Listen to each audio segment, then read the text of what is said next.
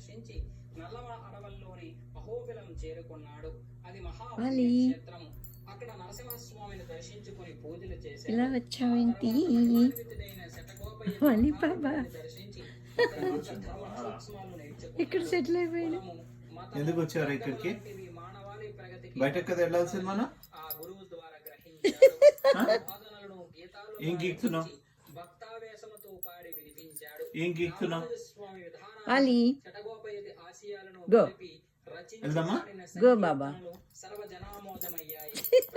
లేదా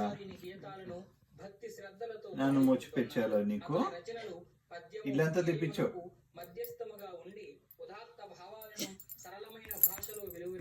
ఇంకా గో ఇంకేం కావాలి? గో వాలి. గారాలు పోతున్నావా?